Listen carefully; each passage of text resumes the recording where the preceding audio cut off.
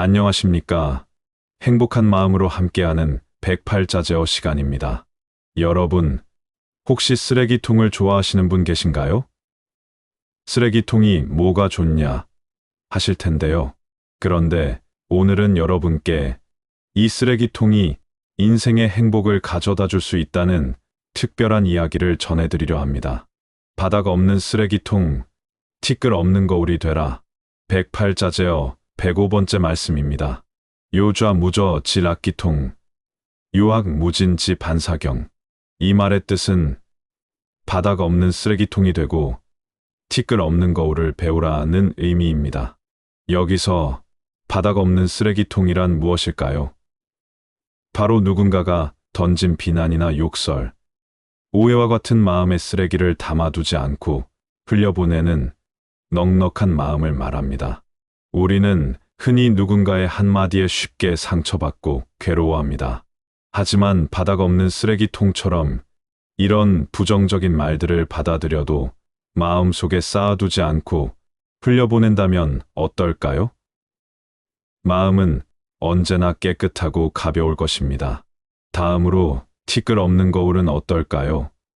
세상을 바라볼 때 우리 마음에 욕심이나 편견, 감정이 묻어 있으면 진실이 보이지 않습니다. 티끌 없이 맑고 깨끗한 거울처럼 모든 상황을 있는 그대로 볼 수 있다면 우리는 더 지혜롭고 현명한 선택을 할 수 있게 됩니다. 예를 들어 친구와 오해가 생겼을 때 감정의 쓰레기를 마음에 쌓아두면 결국 관계는 더욱 악화됩니다. 하지만 마음의 쓰레기를 바로바로 흘려보내고 깨끗한 거울처럼 진심을 바라본다면 오해는 쉽게 풀리고 관계도 더욱 돈독해지겠죠. 인생은 복잡해 보이지만 사실 간단합니다. 마음에 쌓아두지 않고 흘려보내는 연습, 그리고 투명한 거울로 세상을 바라보는 연습만 한다면 지금보다 훨씬 행복하고 여유롭게 살 수 있습니다. 오늘부터 우리 함께 바닥 없는 쓰레기통, 티끌 없는 거울이 되어보는 건 어떨까요? 여러분의 마음이 언제나 밝고 행복하기를 바랍니다. 다음은 106번째 자제어입니다. 여러분, 혹시 고민과 걱정이 너무 많아서 머리가 아픈 적 있으신가요? 오늘은 우리 마음속 고민과 걱정을 지혜와 행복으로 바꿀 수 있는 특별한 비밀을 알려드리겠습니다. 마음의 번뇌를 지혜로, 이익을 나누면 행복으로. 108자제어 106번째 가르침입니다. 번뇌 소기자심 취유지혜, 이익분양타임 편시자비. 이 말의 의미는 마음속의 번뇌를 없애고 자신을 돌아보면 지혜가 생기고 자신이 가진 이익을 다른 이들과 나누는 것이 바로 자비다라는 뜻입니다. 우리는 살다 보면 끊임없이 고민하고 걱정합니다. 그런데 한번 생각해 보세요. 내가 왜 고민하는지, 그 고민이 정말 나에게 어떤 의미가 있는지 진지하게 마음을 살펴보면 고민은 어느새 사라지고 그 자리에 깨달음, 즉 지혜가 피어납니다. 그리고 우리가 얻은 행복과 좋은 것을 다른 사람들과 나눌 때, 그때 비로소 진정한 기쁨과 자비의 마음을 느낄 수 있습니다. 혼자만 누리는 행복은 금방 사라지지만 나눌수록 행복은 더 커지고 오랫동안 지속됩니다. 예를 들어 맛있는 음식을 혼자 먹을 때보다 친구나 가족과 나누어 먹을 때 더 즐겁고 맛있지 않나요? 얘가 가진 것을 조금씩 나누면 그 기쁨은 몇 배로 커집니다. 인생은 어렵지 않습니다. 내 마음속의 번뇌를 지혜로 바꾸고 내가 가진 행복과 기쁨을 다른 사람과 나누는 작은 실천만 하면 됩니다. 오늘부터 여러분도 마음의 고민을 지혜로, 행복을 나눔으로 바꿔보세요. 여러분 모두의 삶에 지혜와 자비가 넘치길 바랍니다. 이번에는 108자제어 107번째 가르침입니다. 여러분, 혹시 거울을 볼 때 어떤 마음으로 자신을 보시나요? 오늘은 우리가 자기 자신과 세상을 바라볼 때 어떻게 마음을 다스리면 더 행복해질 수 있는지 이야기해 보려 합니다. 자신은 겸허하게, 세상은 감사하게 바라보라. 107번째 자제어는 이런 아름다운 가르침이 있습니다. 용참 심간자기, 용감은 심간세계. 이 말의 뜻은 자신을 바라볼 때는 부끄러움과 겸허한 마음으로, 세상을 바라볼 때는 감사하는 마음으로 보라는 의미입니다. 우리는 자신을 바라볼 때 종종 너무 관대하거나 혹은 반대로 너무 가혹해지기도 합니다.